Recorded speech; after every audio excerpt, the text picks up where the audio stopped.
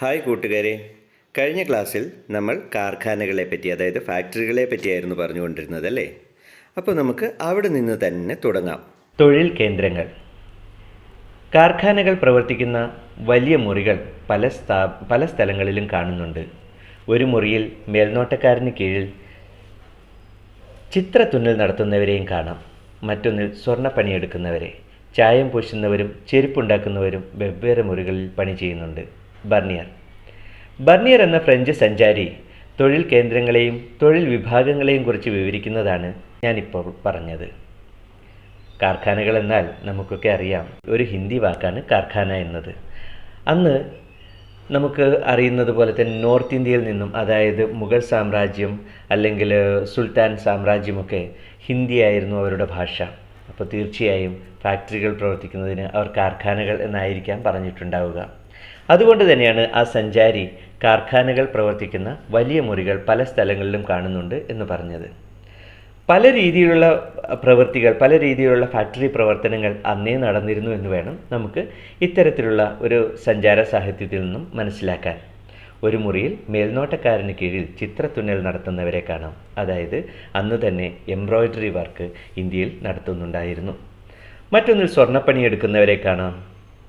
ചായം പൂശുന്നവരും ചെരുപ്പുണ്ടാക്കുന്നവരും വെവ്വേറെ മുറികളിൽ പണി ചെയ്യുന്നുണ്ട്.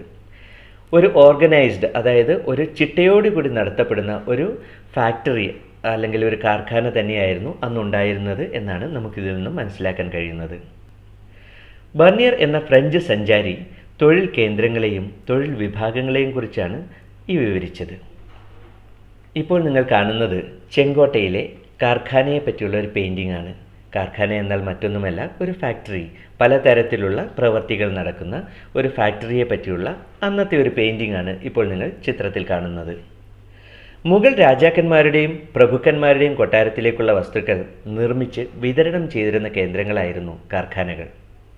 അപ്പോൾ നിങ്ങൾക്ക് തീർച്ചയായും പ്രതീക്ഷിക്കാവുന്ന ഒരു ചോദ്യമാണ്, ഏതെല്ലാം തൊഴിൽ കൂട്ടങ്ങളായിരുന്നു കാർഖാനകളിൽ ഉണ്ടായിരുന്നത്?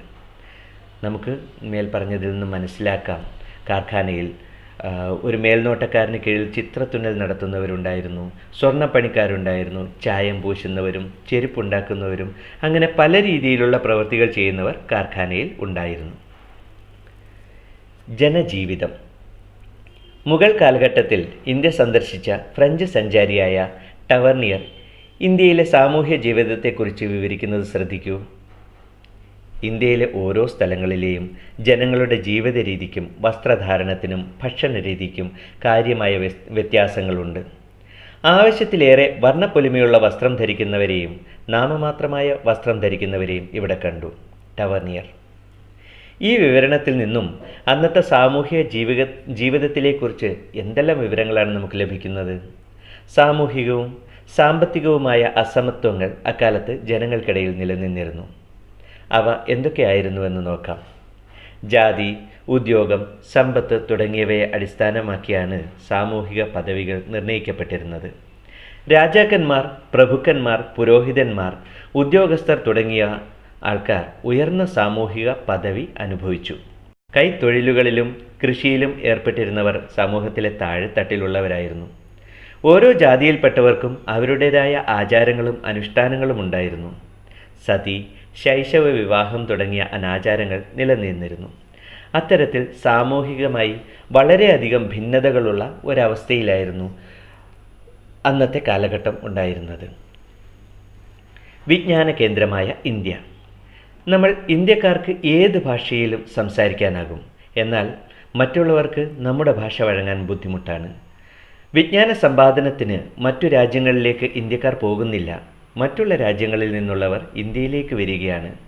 ചതുരംഗം, പഞ്ചതന്ത്രം കഥകൾ, സംഖ്യാശാസ്ത്രം എന്നിവ ലോകത്തിന് ഇന്ത്യ നൽകിയ സംഭാവനയാണ്. അമീർ ഖുസ്രു. സൽത്തനത്ത് കാലത്ത് ജീവിച്ചിരുന്ന കവി അമീർ ഖുസ്രുവിൻ്റെ വാക്കുകളാണിവ. ഇന്ത്യയുടെ വിജ്ഞാന പുരോഗതിയെക്കുറിച്ച് നമുക്ക് എന്തെല്ലാം മനസ്സിലാക്കാം ഇതിൽ നിന്ന്? നളന്ദ സർവകലാശാലയെക്കുറിച്ച് ഇതിനു മുൻപ് ചർച്ച ചെയ്തിട്ടുണ്ടല്ലോ. മധ്യകാല ഇന്ത്യയിലും നിരവധി വിദ്യാകേന്ദ്രങ്ങളുണ്ടായിരുന്നു.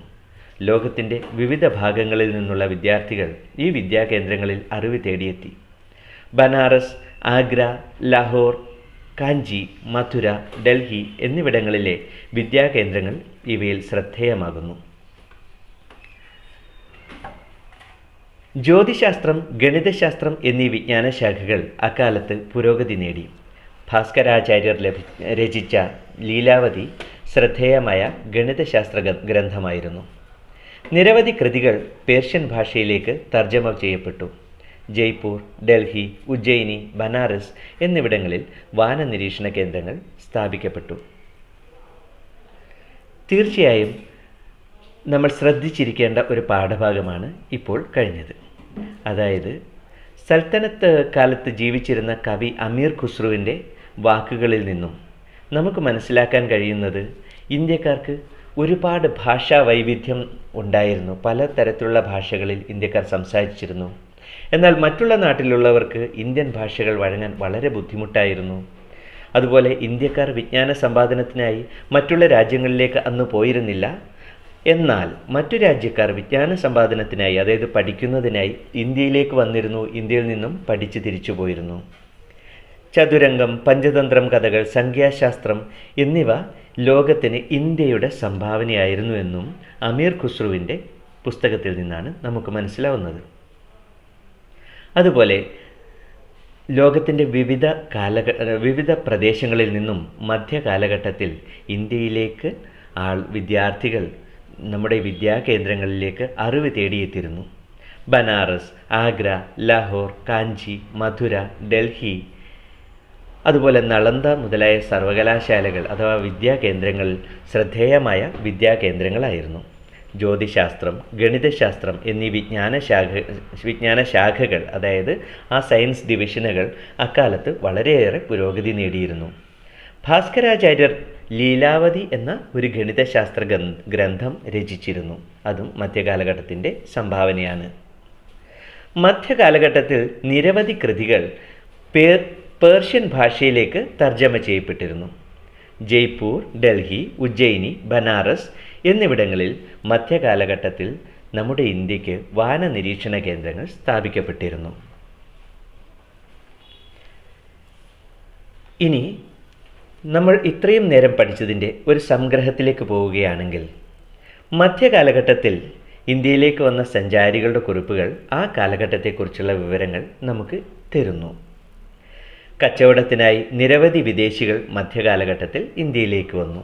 കച്ചവടത്തിനായും സഞ്ചാരത്തിനായും ഒരുപാട് വിദേശികൾ ഇന്ത്യയിലേക്ക് വരികയും അവർ രചിച്ച പുസ്തകങ്ങളിൽ നിന്നും അന്നത്തെ ഇന്ത്യയുടെ ഒരു വ്യക്തമായ ചിത്രം നമുക്കൊക്കെ ലഭ്യമായിട്ടും ഉണ്ട്. കാർഷിക വാണിജ്യ പുരോഗതികൾക്ക് വേണ്ട സഹായങ്ങൾ ഭരണാധികാരികൾ ചെയ്തു കൊടുത്തു. നമ്മൾ പഠിച്ചു, കാർഷിക വാണിജ്യ പുരോഗതിക്ക് വേണ്ടി ജലസേചനത്തിനുള്ള സൗകര്യങ്ങൾ, അതുപോലെ വിത്തുകൾ, അതുപോലെ ഒരുപാട് സൗകര്യങ്ങൾ അന്നത്തെ ഭരണാധികാരികൾ ചെയ്തു കൊടുക്കുന്നുണ്ടായിരുന്നു. മധ്യകാലഘട്ടത്തിൽ കൈത്തൊഴിലുകളും കച്ചവട കേന്ദ്രങ്ങളും വളർന്നു വന്നു. തീർച്ചയായും മധ്യകാലഘട്ടത്തിലെ കാർഖാനകളെ പറ്റി നമ്മൾ പഠിച്ചു. ആ ഭാഗം ഒന്നുകൂടി റിവൈസ് ചെയ്യേണ്ടതാണ്. കാർഖാനകൾ എന്തൊക്കെയായിരുന്നു അവിടെ ഉൽപ്പാദിപ്പിച്ചുകൊണ്ടിരുന്നത് നമ്മൾ കണ്ടിരുന്നു. സ്വർണ്ണപ്പണികളും എംബ്രോയ്ഡറി, അതായത് ചിത്രത്തുന്നലുകളും ചെരുപ്പ് നിർമ്മാണം, അങ്ങനെ പല രീതിയിലുള്ള കൈത്തൊഴിലുകൾ അന്നത്തെ കാലത്ത് മധ്യകാലഘട്ടത്തിൽ കച്ചവട കേന്ദ്രങ്ങളിൽ, അതായത് കാർഖാനകളിൽ നടന്നു വന്നിരുന്നു. മുഗൾ രാജാക്കന്മാരുടെയും പ്രഭുക്കന്മാരുടെയും കൊട്ടാരങ്ങളിലേക്കുള്ള വസ്തുക്കൾ നിർമ്മിച്ച് വിതരണം ചെയ്തിരുന്ന കേന്ദ്രങ്ങളായിരുന്നു കാർഖാനകൾ. അതായത് സമൂഹത്തിൻ്റെ താഴെക്കിടയിലുള്ളവരായിരുന്നു ഇത്തരത്തിലുള്ള ജോലികളിൽ ഏർപ്പെട്ടിരുന്നത്. അവർ ഉൽപ്പാദിപ്പിക്കുന്ന ചിത്രത്തുന്നലിലുള്ള വസ്ത്രങ്ങളും അതുപോലെ സ്വർണ്ണപ്പണികളിലൂടെ ഉണ്ടാക്കുന്ന വിവിധങ്ങളായ സ്വർണ്ണ ആഭരണങ്ങളും അതുപോലെ വിലയേറിയ ചെരുപ്പുകളുമൊക്കെ പ്രഭുക്കന്മാരുടെയും രാജാക്കന്മാരുടെയും കൊട്ടാരങ്ങളിലേക്കുള്ള ഉൽപ്പന്നങ്ങളായിരുന്നു. മധ്യകാലഘട്ടത്തിൽ സാമൂഹിക സാമ്പത്തിക അസമത്വം നിലനിന്നിരുന്നു. വിദേശ സഞ്ചാരികളുടെ പുസ്തകത്തിൽ നിന്നും നമുക്ക് മനസ്സിലാക്കാം, വസ്ത്രധാരണത്തിലും ഭക്ഷണത്തിലും എന്നുവേണ്ട എല്ലാ കാര്യത്തിലും സാമ്പത്തികമായാണെങ്കിലും ഒരുപാട് അസമത്വം നിലനിന്നിരുന്ന ഒരു കാലഘട്ടമായിരുന്നു മധ്യകാലഘട്ടം. ഇന്ത്യ സാമ്പത്തിക പുരോഗതിക്കൊപ്പം വിജ്ഞാന പുരോഗതിയും കൈവരിച്ചു. തീർച്ചയായും സാമ്പത്തിക പുരോഗതി നേടുന്നതിനോടൊപ്പം തന്നെ ഇന്ത്യയിൽ ഒരുപാട് സർവകലാശാലകൾ രൂപപ്പെടുകയും മധ്യകാലഘട്ടത്തിൽ ഇന്ത്യയിൽ നിന്നും ഒരാൾ പോലും പഠിക്കാൻ പുറം രാജ്യങ്ങളിലേക്ക് പോകാതിരിക്കുകയും മറ്റു വിദേശ രാജ്യങ്ങളിൽ നിന്നുമുള്ള ആൾക്കാർ പഠനത്തിൻ്റെ ആവശ്യങ്ങൾക്കായി ഇന്ത്യയിൽ വന്ന് ഇന്ത്യയിലെ നളന്ദ, തക്ഷശില മുതലായ സർവകലാശാലകളിൽ നിന്നും അവർക്ക് ആവശ്യമായ വിജ്ഞാനം, വിവരങ്ങൾ നേടി അവർ തിരിച്ചു പോവുകയും ചെയ്തിരുന്നു. ചരിത്ര സ്രോതസ് എന്ന നിലയിൽ യാത്രാ വിവരണങ്ങളുടെ പ്രാധാന്യം തിരിച്ചറിയുന്നു. മധ്യകാല ഇന്ത്യയിലെ സാമൂഹിക സാമ്പത്തിക ജീവിതം വിശകലനം ചെയ്യുന്നു. നഗരങ്ങളുടെ വളർച്ചയെ സഹായിച്ച വിവിധ തരം സാമ്പത്തിക പ്രവർത്തനങ്ങൾ വിലയിരുത്തുന്നു. മധ്യകാല ഇന്ത്യ വിജ്ഞാന രംഗത്ത് കൈവരിച്ച പുരോഗതി വിശദമാക്കുന്നു. ഇത്തരം കാര്യങ്ങളാണ് നമ്മൾ ഈ അധ്യായത്തിലൂടെ പഠിച്ചത്.